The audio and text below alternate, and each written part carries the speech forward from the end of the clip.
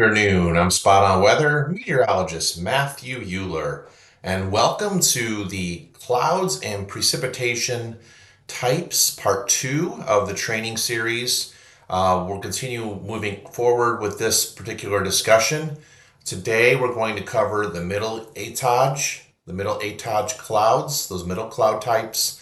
We'll then move into the higher étage, the high cloud types, and then we will end today's training with a breakdown of the precipitation types. All right, so we left off the last part one of the video.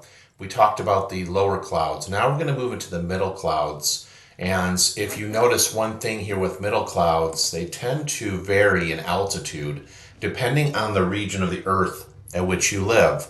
So if you were to live in the polar regions between 60 and 90 degrees latitude, the middle clouds would range from an altitude of 6,500 feet up to 13,000 feet. In the temperate region or the mid-latitude region where most of us live, between 30 and 60 degrees latitude, the middle clouds, the range of the étage is from 6,500 feet to 23,000 feet. And then we have the tropical region. If you live in the tropical regions anywhere from 30 degrees south to 30 degrees north latitude, the middle clouds range in altitude from 6,500 feet to 25,000 feet. So you'll notice the heights of these clouds varies depending on your latitude. And why is that the case? Okay, well, in the polar regions between 60 and 90 degrees latitude, you typically have a much more compact atmosphere. And this is due to the atmospheric density being so great. There's such cold air.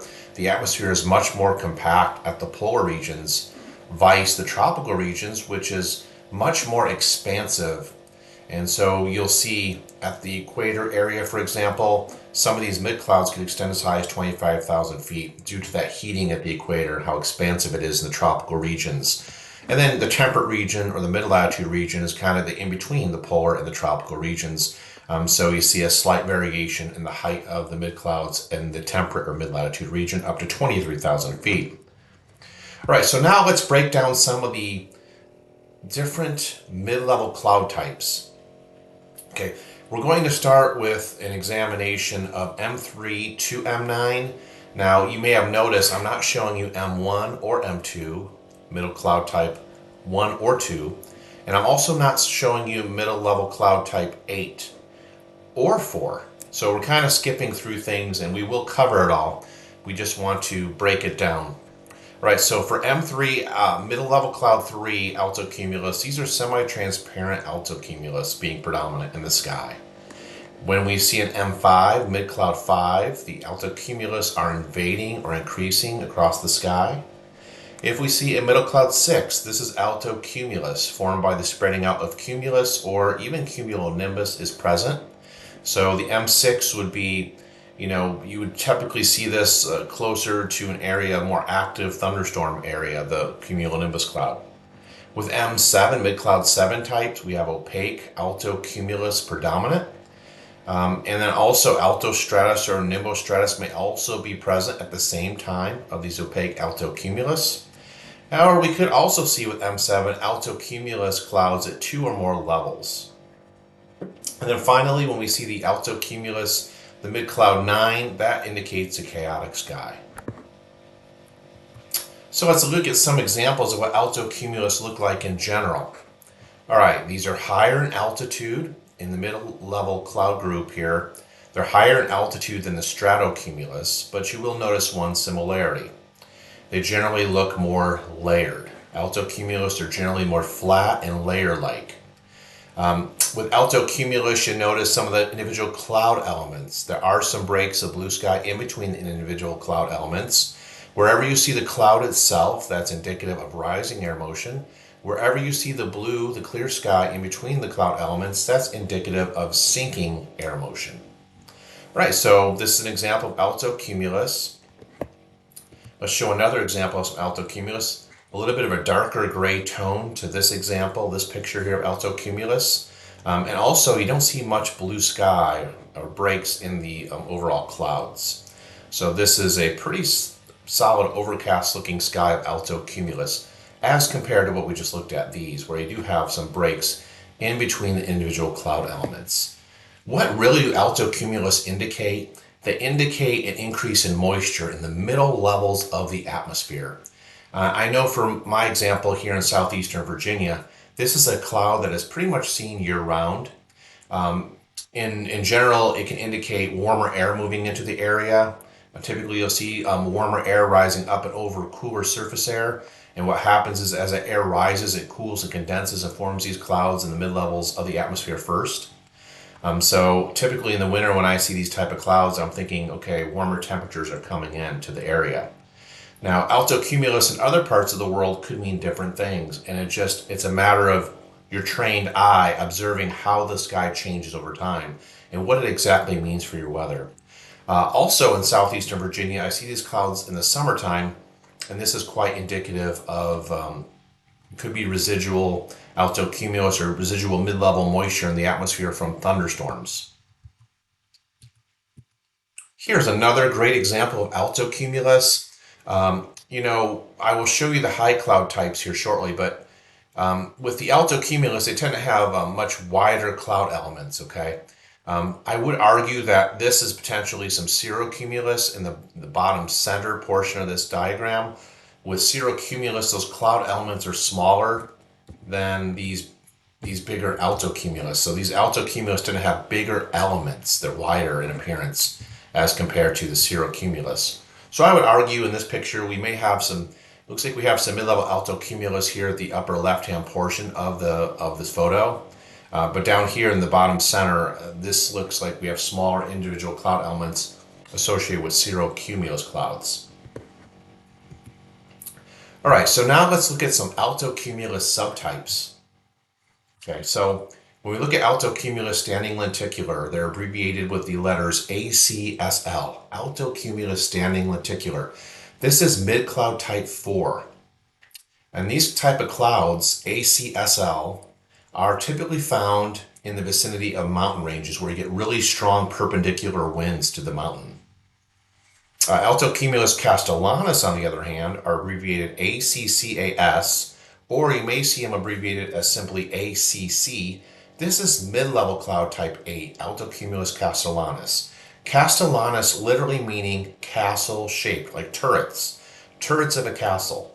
So whenever you see an altocumulus castellanus, specifically in the morning time, this cloud is indicative of rising air motion in the mid-levels of the atmosphere, and this is associated typically with a severe weather day, really specifically severe thunderstorm type day. You got a lot of instability in the atmosphere whenever you see these turrets, these castle-like shapes associated with altocumulus as M Cloud 8. So ACSL, altocumulus standing lenticular, occur in the vicinity of mountain ranges, and they generally look like an alien ship, like a saucer. And they indicate very strong winds, again, the perpendicular wind component. These can extend pretty far down range of a mountain slope if the winds are really, really strong, which we see quite a bit in the wintertime. All right, so just breaking down the altocumulus standing lenticular, the ACSL, mid-level cloud type 4, they are terrain induced, as I mentioned, in the vicinity of mountain ranges. They form with those strong perpendicular winds to the mountain chain. They form in evenly spaced bands paralleling the mountain chain. And they're almond or saucer shaped. Like I said, they kind of look like UFOs or like alien motherships, so to speak. But they're also known as mountain wave clouds, ACSL, altocumulus standing lenticular. Let's take a look at some examples of these. All right, so here's a great example. So you notice how you have these saucer-like shapes to these clouds? This is your altocumulus standing lenticular. This is going to be your mid-cloud type 4 whenever you see these. All right. Now, in this picture, we're looking at a city, and we don't know what city this is, but I definitely would guess that we have some sort of mountain range to the left of this diagram, okay? I would imagine we have, I'm going to draw my pen out here. There's probably some kind of mountain range back in this direction, some kind of mountain chain or mountain range back here. And what we're getting is we're getting very strong perpendicular winds to these mountains. And what happens over time is what happens is the motion is like this, right? Kind of a wavy motion to the atmosphere. downrange of these mountain ranges. And what happens with this case is we get the formation of cloud. Whenever the air rises, where you see the air come up like this is where your altocumulus standing lenticular cloud is going to be. Whenever you see the air rising. And then you're going to get some clear breaks in between these saucer-shaped clouds whenever the air is sinking. Okay, you won't get any clouds when air is sinking in the atmosphere. Only when the air is rising. So it's more of a wavy type of appearance. So these type of clouds are not a good thing to fly into if you're a pilot. Okay, you want to steer clear of altocumulus standing lenticular clouds because they're typically associated with a lot of mountain wave turbulence. And you can see why. I mean, you see the down motion, the up motion, the down motion, the up motion, and so on, all the way down range. But I would bet that there is a mountain range somewhere back here to the west of this city. All right, here's another example of altocumulus standing lenticular. I mean, look at this thing. Look at the shape of this cloud here at the bottom of the picture. Then we have, a couple more up here at the top. We have some over here in the bottom right. Saucer-shaped in appearance, right? Saucer-shaped cloud. Sometimes these have been actually mistaken as a UFO, and people will report a strange object in the sky. But if you know your meteorology, you know in a strong wind component perpendicular to a mountain area, you know this is just a cloud. Now, altocumulus castellanus, ACCAS, or abbreviated ACC. This is mid-cloud 8. All right, and as I mentioned earlier when I was describing it, the upper portions of this cloud, the upper portion of the cloud, the altocumulus castellanus, has turrets or towers, like a castle. These turrets usually are taller than they are wide, and they're connected by a common base. Let's take a look at some examples of this. All right, so an example would really be up here at the top of the graphic. Okay, you see kind of like this turret shape on some of these individual cloud elements. This would be an example of altocumulus castellanus. Okay, let me get my pen out. I'll highlight this for you. A little bit of, let me see if I can get this to work here. See a little bit of cloud there, a little bit of turrets up here, turret shapes like a castle, some more kind of above this, the actual lettering of the cloud type. But you kind of see the point here that they're forming these like turret-like shapes at the top of these altocumulus clouds. Now these down here at the bottom, these are towering cumulus clouds. So those would be, low cloud type number 2 that we talked about in the previous video. But these up here at the mid-levels of the atmosphere have the turret structure, and these are known as altocumulus castellanus. Another example of altocumulus castellanus, take a look at this. See this? These are the little turrets that are forming off of this altocumulus cloud. The altocumulus cloud is here, but you see these individual little turrets like poking up vertically. Okay? And those are associated with unstable atmosphere. Specifically, if you see these in the morning, there's a good chance you're going to see thunderstorms later in the day. Now let's examine M cloud type, mid-cloud types 1 and mid-cloud type 2. And these are your altostratus cloud. Alto being mid-levels of the atmosphere, stratus being layer-like, like a blanket. With altostratus, the one thing that happens with these clouds, they usually cover the whole sky in a uniform sheet or layer. They're usually either a light gray or blue tinge of color. They're seldom white. They're commonly thin enough to see the sun or moon through them. Big thing here though with altostratus, no shadows. Okay, so these clouds are thick enough in the mid-levels of the atmosphere to prevent any kind of shadow effect as the light of the sun or moon weakly penetrates through the cloud layer. There's also no halo or ring around the sun or moon associated with altostratus clouds, and they are associated with diffuse edges. Let's take a look at an example of altostratus clouds. Right in here, okay? This is an example of more altostratus clouds, more layer-like in appearance. Notice the dark, dull gray appearance to them as well. It looks like down here, we may have an example of some stratocumulus clouds at the bottom of this photo, by the way. But overall, this is the area up here in the upper right or the upper center portion that I'm really honing in on for altostratus clouds. Here's another example of altostratus clouds. So if you were standing on land just underneath these altostratus clouds, you would not see your shadow. You would not see it. And that is the big difference between altostratus because they're thicker than cirrostratus. So we'll go into the high clouds here in a moment. But notice, I also call this like the ground glass effect of the sun through this cloud layer. But you notice how it's like a dull gray appearance, appears more sheet-like. That's your altostratus. Now, altostratus in the wintertime could definitely mean a storm is coming your direction. Okay, so this is a slow lowering of your cloud layers. Maybe you started off with cirrus and then cirrostratus, and in the wintertime as a storm approaches your area, these clouds lower to altostratus. Here's another example of altostratus. Again, look how diffuse the sun is through the cloud layer. It's not completely very bright. It's kind of dimmed a little bit through altostratus cloud deck.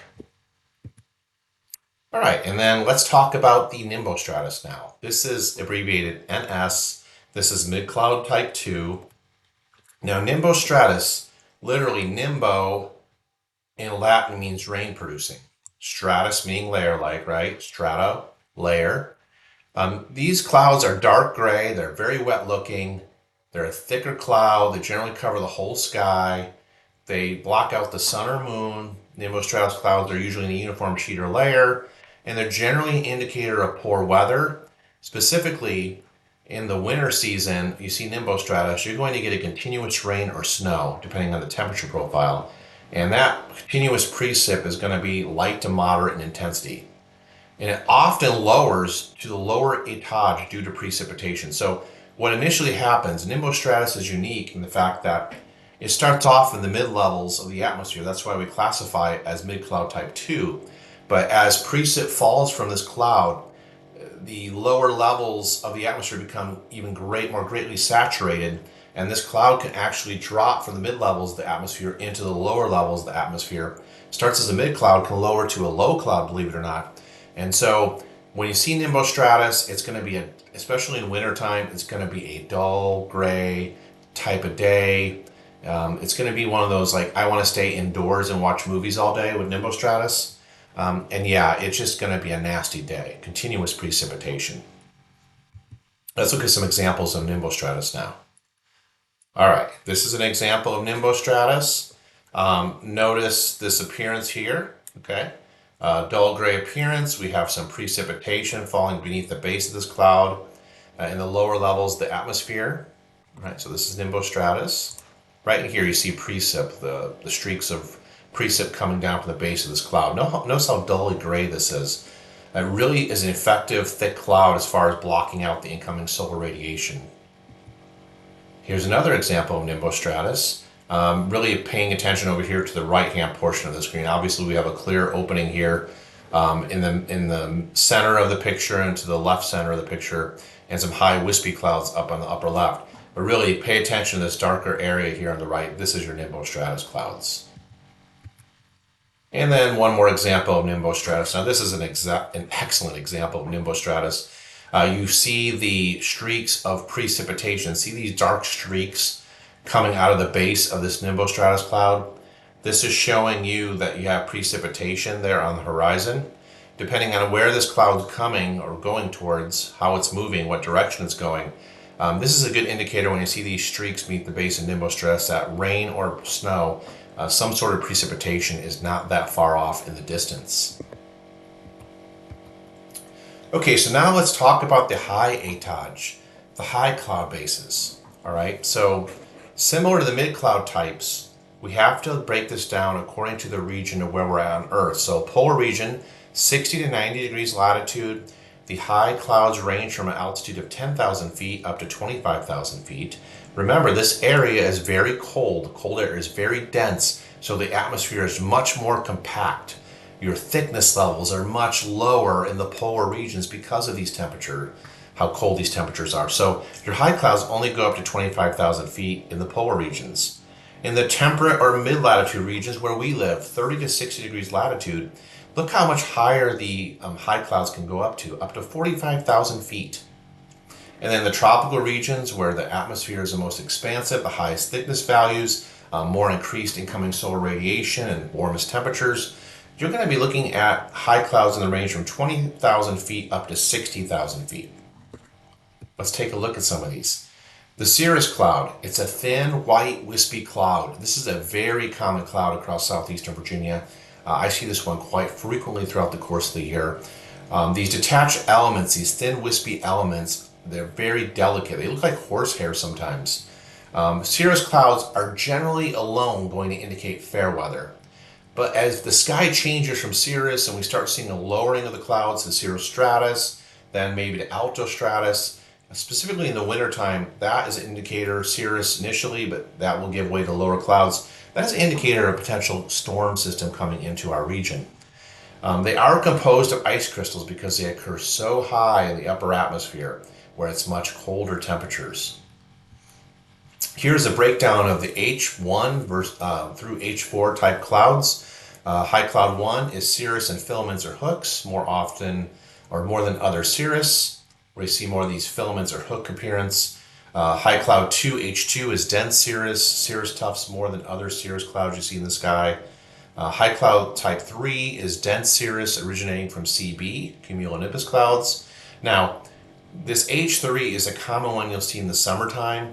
What you'll see is upper level winds will blow the tops of thunderstorms off, basically off the thunderstorm itself. So the tops get blown in the direction from which the wind is blowing, and this results in high cloud 3 quite frequently in the summer sky. So you'll see these over the tops of these tall, towering cumulonimbus clouds. High cloud type 4 is just cirrus invading the sky. So, not only looking at the height, but the appearance and the coverage of the clouds over time is just as essential to determine what type of weather is to come. Here's an example of cirrus. I mean, look at this. Look how wispy these clouds are. If you have a nice clear blue sky with these kind of like painted on the blue sky, it makes for a gorgeous picture. It really does. So a lot of wispy looks to the sky in this particular example. Here's some additional filaments and hooks. Look at this. I mean, this is really a nice picture. Cirrus clouds are one of my favorite clouds. I tell you what, I really love to take pictures of these on when you have a nice blue background sky.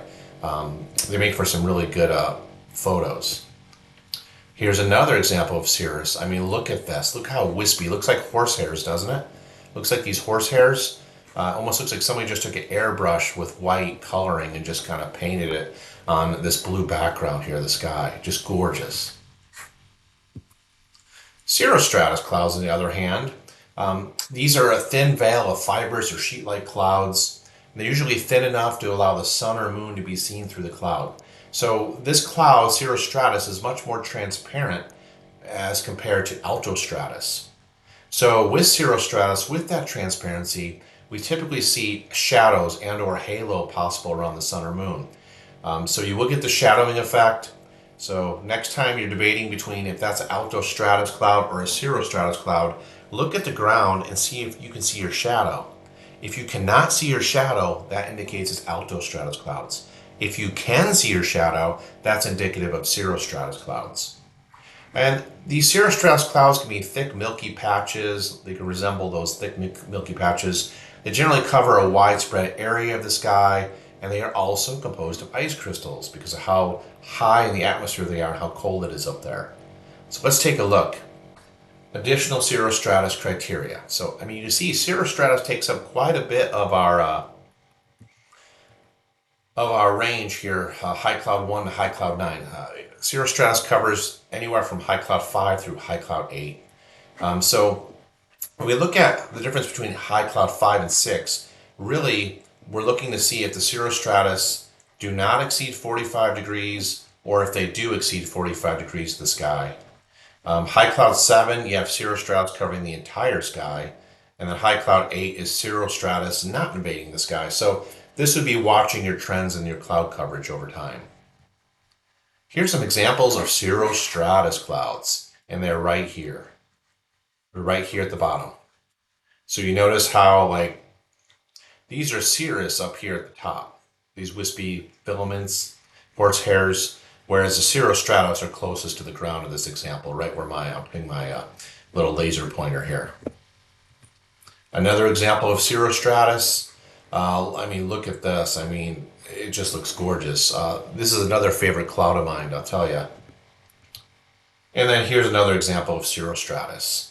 Okay, so This looks like the sun is setting in this particular image, so you don't really get the light fully available to kind of see that transparency effect of the sun through this cloud layer, but you do definitely get the idea of, cirrostratus, think more sheet-like, but they are higher in altitude. All right, and then finally, high cloud 9 type is cirrocumulus. These are rounded white puffs of apparently very small elements. They're smaller elements, smaller as compared to altocumulus, because sometimes determining between altocumulus and cirrocumulus can be challenging. Now, cirrocumulus are elements that may be in rows, which give a rippling appearance. They're composed of ice crystals as well, because of the high cloud type. So this is an example. Look at the ripples here. This is an example of cirrocumulus. Okay. Well, we have two examples of cirrocumulus here. Let me draw this out for you. The first example is right in this location here, the rippling effect. See how you have these individual ripples here? Yeah, right here. And then also we have cirrocumulus in the upper portion of this picture, upper right-hand portion of the picture. See these small rounded elements? These are cirrocumulus clouds right in here, yes. So we have two different types of cirrocumulus in this particular photo. Here's another example of cirrocumulus. Again, notice how small these individual cloud elements are. I mean, it's just amazing. It's a beautiful cloud. Let me see here. It's just a beautiful cloud. Look at how small these individual elements are of cirrocumulus. Now, this is a cloud across southeastern Virginia I don't get a lot of. It's not as common as, say, altocumulus, cirrus, cumulus in the summertime, altostratus in the wintertime, or nimbostratus in the wintertime. These clouds, a lot of times, are basically, you can't see them because they're occurring above a lower cloud deck. But when I do get to see these, it's a real treat because, again, you just don't see it very often.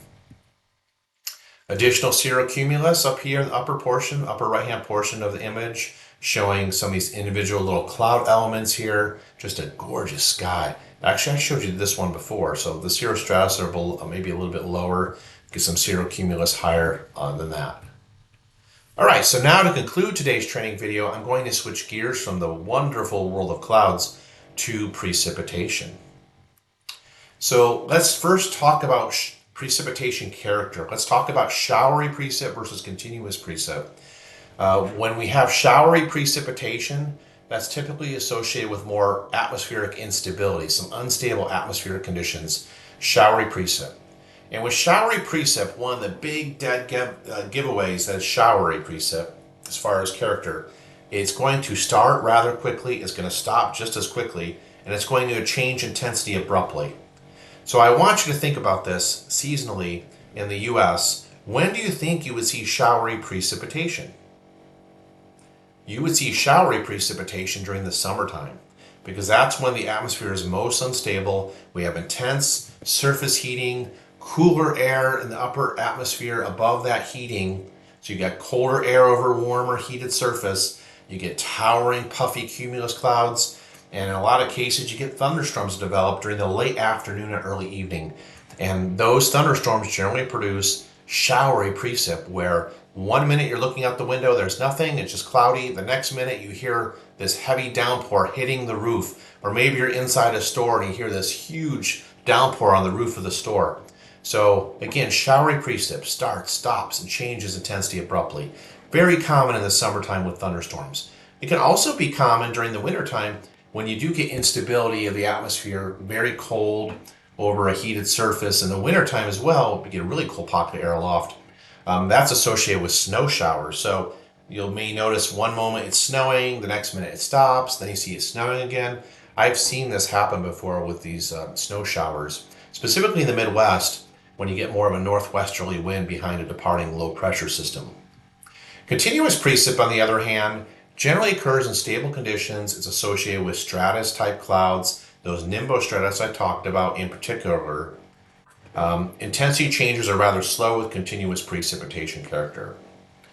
We get a lot of continuous precipitation during the winter season when the air rises over large horizontal distances and the slope of that rising air is not as steep. All right, so let's take a look at some things here. Precip types, let's delve right in. First and foremost, we have rain. And really the criteria, the definition of rain is it's just liquid precipitation reaching the surface. Here's the criteria though. The raindrops have to be greater than or equal to zero point 0.5 millimeters in diameter. Rain is usually always continuous, associated with those nimbostratus clouds. There it is, falls from stratiform type clouds. That's your nimbostratus. Okay, that's a rain. That's a steady rain. Rain showers is liquid precip reaching the surface. The droplet size, however, is irrelevant. It's always showery, and rain showers are going to fall from cumuliform clouds. Okay, we talked about this. All right, so one other thing I didn't mention was showery precip. If you're just driving down the road, you'll notice really large droplets of rain hitting your windshield. That's a good indicator of an unstable atmosphere. That's a good indicator of showery type precip when the raindrops are really huge. Whereas continuous precip, when you're driving down the road, you may notice the raindrops are much smaller in diameter. When they hit your windshield, those circle shapes they form is not quite as large.